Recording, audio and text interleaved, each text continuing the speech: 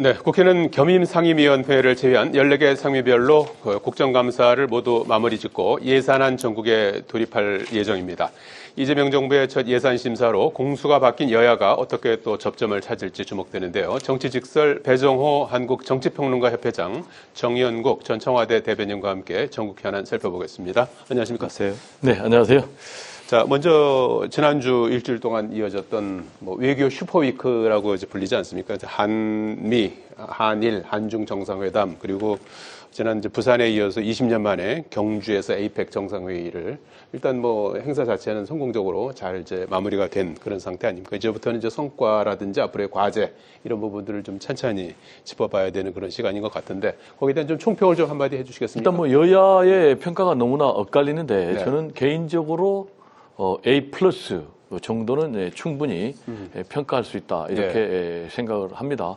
그렇게 평가하는 이유는 정의선 현대차 그룹 회장 같은 경우도 이번에 한미 관세 협상을 통해서 큰 빚을 졌다라고 평가를 했고 또 트럼프 미국 대통령 같은 경우도 한국으로부터 존중을 받았다라고 얘기를 했단 말이에요. 그리고 이제 구체적으로 강론에 들어가면 일본에 비해서 우리나라는 현금 투자 비중이 36%밖에 안 됩니다.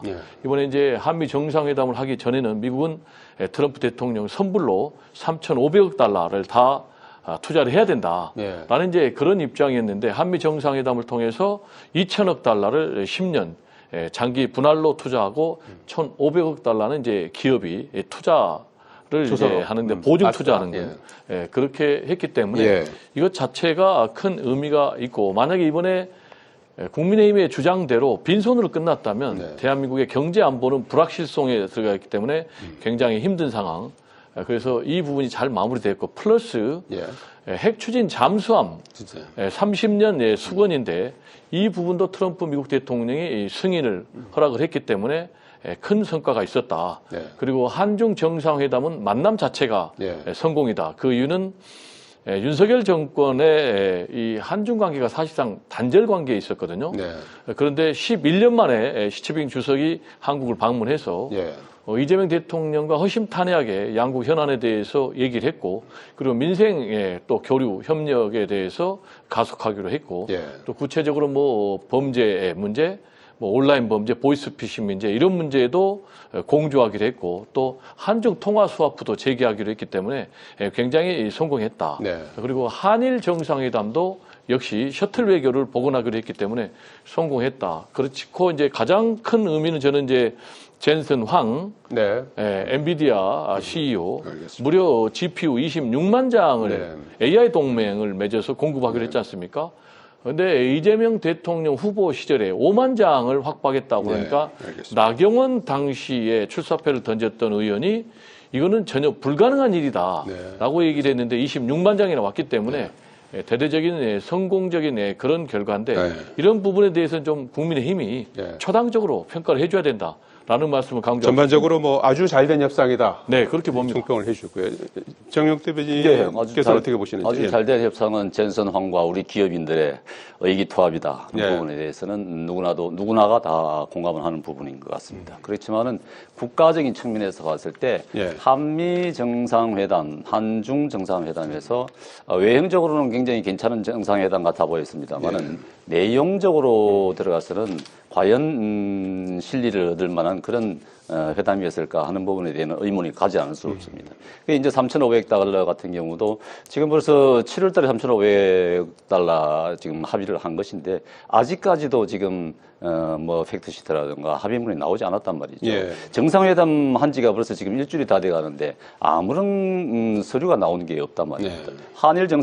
미일 정상회담에서도 그렇고 하물며 미중 정상회담에서도 바로 그런 보고서들이 나왔는데 우리는 아직까지 왜 안 나오는지 모르겠어요. 더군다나 이 지금 3,500달러 가는 데서 7월 달에는 그 현금 투자는 5% 이내라고 하지 않았습니까? 그런데 지금 우리가 2천억 달러, 200억씩 10년 분할로 하더라도 2천억 달러란 말이에요. 매년 200억씩인데 이거는 우리나라가 감당할 수 있는 외환, 보유 가능액의 최대치라는 겁니다. 글쎄요. 최대치예요. 그만큼 우리가 지금 부담을 가져야 되는 것이고 또 국민 개인으로 본다 그러면 980만 원입니다.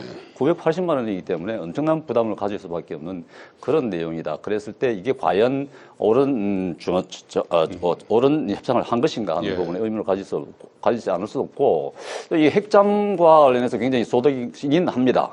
소득이긴 한데 이게 국민의힘에서도 그건 뭐 긍정적으로 그렇죠. 긍정적으로 표현할 수밖에 없는데, 근데 예. 이게 이제 지난한 과정을 이제 거쳐야 되겠죠. 더군다나 이제 트럼프 대통령이 필리조선소에서 건설하라는 것 아니겠습니까? 연료 공급을 요구하니까 필리조선소에 와서 건조해라. 그 필리조선소 사실 시설도 안 돼 있고 기술도 간격을 좀 좁혀야 되는 상황이죠. 그렇죠. 그럴 수밖에 없는 상황인데 이게 지금 과연 가능할까 하는 부분이 있고, 미국 내에서도 또 국회 동의를 받아야 되는 부분이 있기 때문에 이 시작은 했는데 앞으로 이게 가시적인 성과를 가져올 때까지는 상당한 어려움이 있겠다 했을 때 정말 뭐 우리가 유용한 우리에게 참 덕이 되는 협상이었을까 하는 부분에 대해서 의문을 가지지 않을 수 없는 것이죠. 이제 공은 국회로 넘어왔습니다. 이제 국회에서 이제 비준도 해야 되고 이제 특별법을 만들어서 기금과 관련해서 그걸 이제 뒷받침해야 되는 그런 상황 아니겠습니까? 그래서 이제 특별법이 통과가 돼야 이제 그 달부터 이제 소급해서 관세를 이제 낮춰주겠다. 인하하죠. 이거 아니겠습니까? 네. 그래서 이게 이제 시급하게 이게 돼야 될 텐데 이렇게 이제 현격하게 이제 의견 차이가 있어서 여야 간의 특별법 제정이라든지 이런 부분들이 순항할지 궁금합니다. 어떻게 전망하십니까? 네, 말씀하신 대로 이제부터는 이제 국회의 시간이다. 이렇게 얘기를 할 수가 있어요. 양 정상이 합의한 부분이 일단 문서화돼야 됩니다. 근데 왜 문서화를 안 하냐라고 얘기를 하고 있는데 지금 문서화를 하고 있는 중이죠.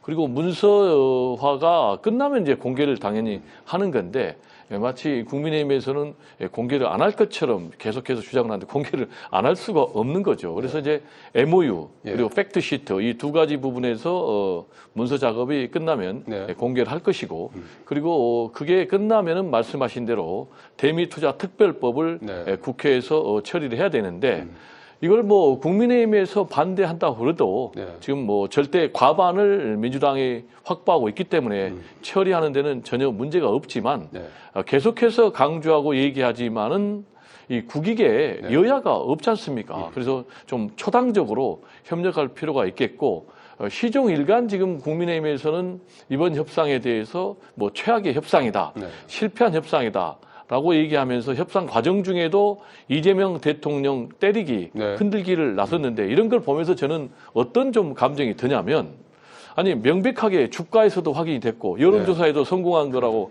확인됐는데도 불구하고 실패한 협상이라고 얘기하는, 또 대통령 흔들기라고 있는 이런 국민의힘은 과연 대한민국의 정당이냐 아니면은 트럼프를 편드는 미국의 민주당의 한국 지부냐, 이런 좀 의구심이 들지 않을 수가 없는 상황입니다.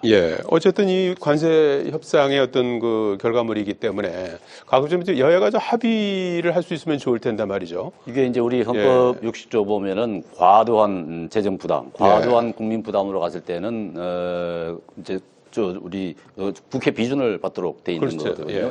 이것은 이제 국회 비준을 받자고 하니까 민주당 쪽에서는 특별법을 만들겠다 이렇게 하는 것 같은데, 이것은 그만한 국민 1인당 980만 원 정도의 부담을 가지는 그만한 것 같으면은 이건 당연히 국회 비준을 받아야 되는 것이죠. 물론 뭐 국회 비준이든지 특별법이든지 민주당이 원한다 하면은 다수당이기 때문에 얼마든지 뭐 재적위원 과반 의원회 출석의원회 과반 출석의원회 과반을 다 넘길 수 있을 겁니다. 할 수 있는데 합의를 좀 모색하는 게 낫지 않을까요? 그런데 이제 그게 이제 국회 비준이라는 것이 그런 의미 아니겠습니까? 야당의 합의를 받아라는 것이죠. 전 국민의 동의를 받아라 하는 것이 국회 비준인 것이기 때문에 이것은 뭐 민주당이 뭐 독자적으로 원하는 대로 자기들이 뭐 할 수는 있겠습니다만은 야당의 협조를 받아서 야당의 또 함께 존중을 해서 처리를 해야 된다 하는 것이 그게 마땅하리라 생각합니다. 자, 에이펙과 이제 한미 정상회담의 결과인 이제 관세 협상 그 국회에서의 후속 논의 과정도 상당히 이제 중요할 것 같고요. 자, 그리고 이제 국정감사 슈퍼위크 이제 지나고 나서 이제 이번 주부터 예산, 그 다음에 이제 민생 개혁 법안 처리 이런 부분들이 이제 숨가쁘게 전개가 될 것 같습니다. 정기국회가 이제 한 달 정도밖에 남지 않은 상황인데.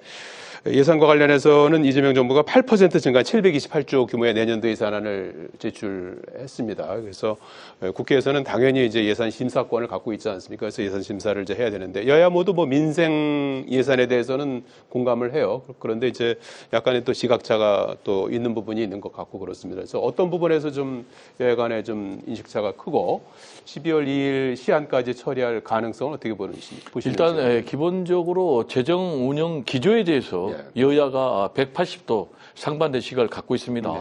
민주당 같은 경우는 확장 재정 운영을 통해서 민생, 경제를 활성화시켜야 된다라는 입장이고 아니다. 그렇게 하면은 대한민국이 완전히 빚잔치 국가로 가기 때문에 대폭 예산을 긴축하고 삭감해야 된다라는 이제 그런 입장입니다. 규모에서 일단 이견이 있군요. 그렇습니다. 그래서 말씀하신 대로 이번에 이재명 정부 이제 첫 새 예산안 아니겠습니까? 8% 늘어난 이제 728조. 그리고 구체적으로 보면은 가장 대표적인 사업이 역시 지역 상품권. 이 부분이 이제 24조가 잡혀 있고요. 그리고 두 번째로 이제 국민 성장 펀드. AI 관련된 이제 첨단 사업과 관련된 사업인데 이재명 정부는 AI에 관련해서 일단 한 150조를 투자하겠다. 그래서 공적인 영역에서 한 75조, 민간에서 한 75조 이렇게 150조 투자하겠다. 그래서 이 부분이 상당한 포션을 차지하고 있고요. 그리고 R&D 예산을 역대 최고로 19.3%를 인상하는 그런 예산안이 잡혀 있는데 저는 개인적으로 지금 AI 시대가 전 세계가 달리고 있지 않습니까? 그래서 AI 3대 강국 코리아를 만들기 위해서는 AI와 관련된 예산을 대폭 확충할 수밖에 없다. 그리고 또 윤석열 정부에서 이 R&D 예산을 대폭 삭감을 했는데 이걸 대폭 늘릴 수밖에 없다. 그리고 굉장히 지금 민생 경제가 어렵기 때문에 저는 지역 상품권을 대거 발행해서 경기 부양 역할을 해야 된다라는 이제 그런 입장인데 국민의힘 같은 경우는 지금 빚잔치 뭐 포퓰리즘, 지방선거를 염두에 둔 그런 예산은 반대한다라는 입장이어서 역시 이제 여야가 예산 전쟁을 벌일 수밖에 없겠는데 저는 개인적으로는 좀 이게 법정 처리 시한을 좀 준수 12월 2일인데 보니까 2014년 국회 선진화법 이후에 법정 처리 시한을 준수한 적은 딱 2번이었거든요. 근데 이번에는 굉장히 좀 특수한 상황이니까 여야가 좀 법정 처리 시한을 준수했으면 하는 그런 바람입니다. 정 대변인은 정부 여당이 이제 지금 뭐 정부가 이제 편성한 예산 어떤 부분이 가장 이제 문제가 있다고 보십니까? 가장 큰 문제는 이제 선심성 예산이겠죠. 지역 화폐가 비중이 굉장히 늘어날 것 같은데 내년 이제 지방선거를 앞두고 선심성 예산을 집중적으로 편성을 해서 뭐 쉽게 말하자면은 뿌리겠다 이런 의도를 가지고 있다는 저는 보여집니다. 그러나 지금 728조라는 거는 올해 예산보다도 8%가 많은 것입니다. 근데 내년에 저 경제 성장률이 한 0.2%포인트 높아질 것이라고 예상을 하는데 예산은 8%가 80% 높인다. 이것은 엄청난 비중이 것이거든요. 이렇게 되면 적자 국채를 한 110조 원을 갖다가 발행한다는 거 아니겠습니까? 적자 국채를 이렇게 110조 정도 발행한다 그러면은 전체 국가 채무가 1,200조를 넘었을 것입니다. 내년에. 1,200조라 그러면은 10년 전보다도 2배가 늘어나는 것입니다. 이게 GDP의 거의 한 50%에 육박하는 그런 상황이 온단 말이죠. 그런데도 이렇게 국가가 빚을 지는 부분에 대해서는 전혀 민주당은 고려를 하지 않고 있다. 이런 건 굉장히 우려스럽거든요. 이게 바로 다 우리 젊은 세대들에게 다 그냥 빚을 떠넘기겠다는 것 아니겠습니까? 지금 빚으로 집을 사지 말라고 하는 것이 민주당인데 빚으로 지금 국가를 운영하겠다는 것과 다름없는 그런 상황이란 말이죠. 그렇기 때문에 이번 예산 편성, 예산 심의에 들어갔을 때 특히 선심성 예산 이런 현금으로 뿌리겠다 하는 선거를 대비한 그러면서 우리 후세대들에게 짐을 부담시키는 그런 예산은 반드시 바로잡아야 된다 이렇게 생각됩니다. 선심성 예산 그리고 재정에 부담을 주는 예산을 좀 삭감하는 것이 이제 목표다. 지적을 해주셨고, 그리고 그 민주당이 현직 대통령의 재판을 중단하는 이른바 이제 재판 중지법, 이름을 이제 민주당에서는 국정안정법, 국정보호법 이렇게 이제 하겠다고 해서 이제 추진할 의사를 어제까지만 하더라도 이제 있었는데 오늘 갑작스럽게 이걸 이제 백지화했어요.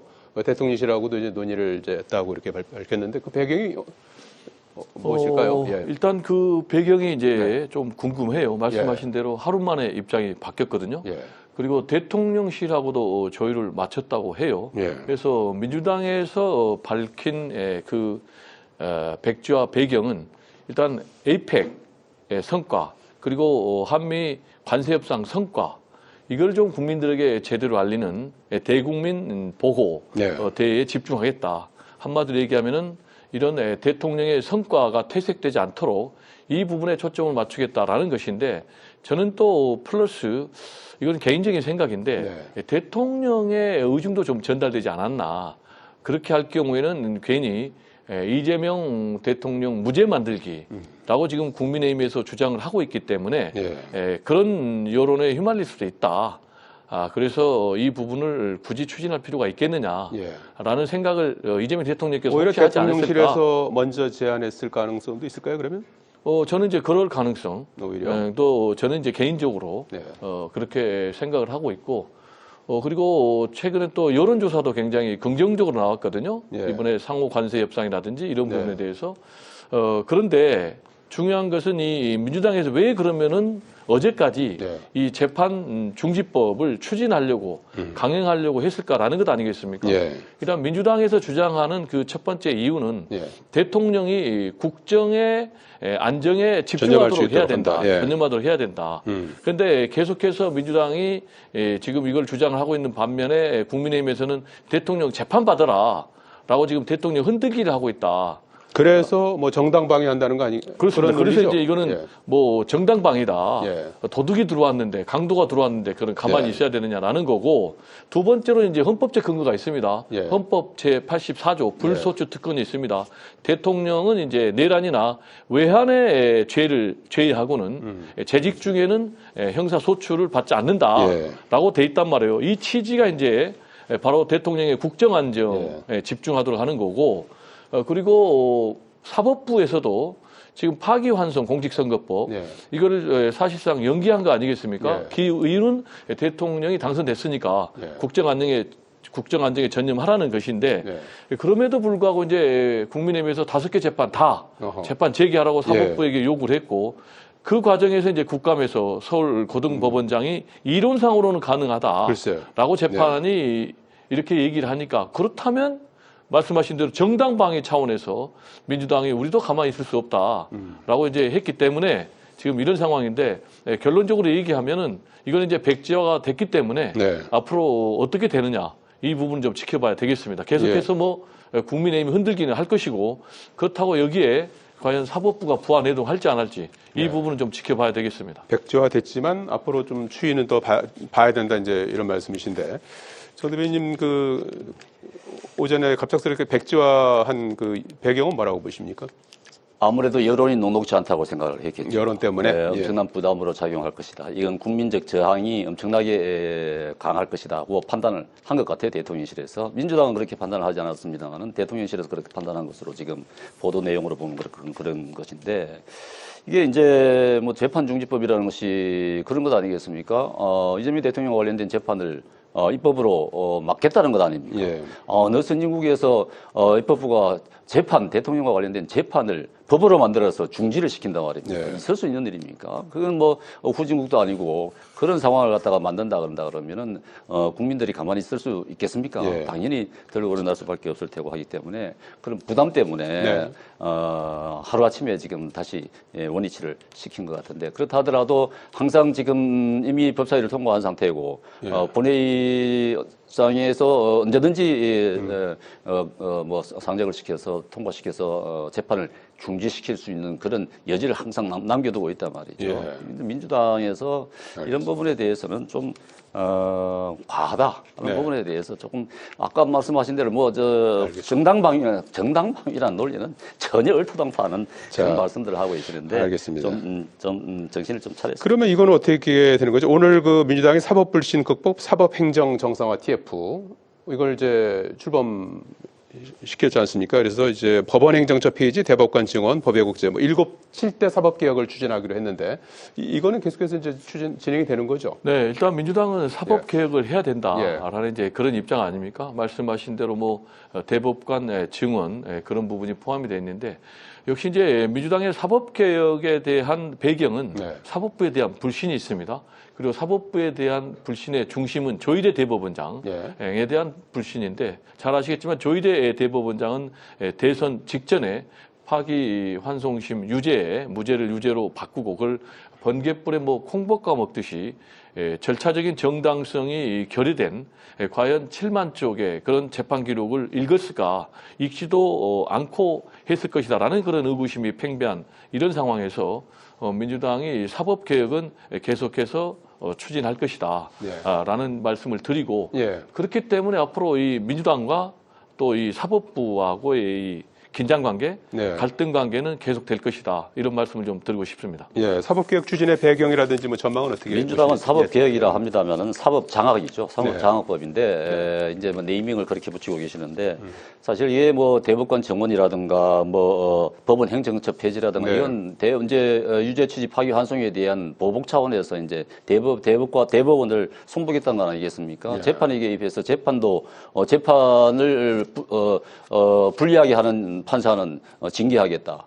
수사를 불리하게 한 검찰은 뭐 조직까지 해체시키겠다. 이런 마인드로 지금 민주당이 가고 있는데 이렇게 해서는 사실 국민들로부터 엄청난 비난을 받을 것입니다. 배임죄 폐지도 그렇습니다. 배임죄 지금 대장동 이번 사건 판결문을 보면은 그게 전부 다 유동규 및 유동규를 비롯한 실무자들은 다 이재명 대통령 보고했다는 것 아니겠습니까? 뭐 당시 시장입니다만은 그런 부분에 대해서 배임죄를 폐지한다 그러면 그 재판 아예 없애버리겠다는 것인데 그건 있을 수 없는 거의 베네수엘라 이상의 그런 저성장 국가 수준으로 대한민국을 나락으로 떨어뜨리는 그런 행위를 해서는 안 된다고 봅니다. 이거 사실관계니까요. 유동규가 다 보고했다라고 지금 얘기를 하시는데 다 보고했다라고 나오지는 않고 판결문에 유동규가 민간업자들이랑 짜고 하는 이런 부분에 대해서는 당시에 성남시장인 이재명 시장은 몰랐다. 자유롭게 판단했다. 그래서 민주당은 무죄를 확정하게 해주는 것이다. 라고 지금 주장을 하고 있고 그래서 검찰이 조작 기소를 했다라고 민주당은 주장하고 있는 상황입니다. 한 가지 답변은 그게 관계를 몰랐다는 것이지 유동규를 비롯한 관계자들은 성남시장에게 보고를 했다. 그렇게 나와 있습니다. 그 정도로 하시고 앞서 말씀하신 것처럼 이제 뭐 관세 협상 그 후속 조치 그리고 이제 뭐 예산안도 심사를 해야 되고 또 사법개혁, 뭐 민생 법안 등등 해서 한 달 정도 남은 정기국회가 상당히 중요한 그런 시기가 될 것 같습니다. 오늘 말씀 여기까지 듣겠습니다. 고맙습니다. 네, 감사합니다. 고맙습니다.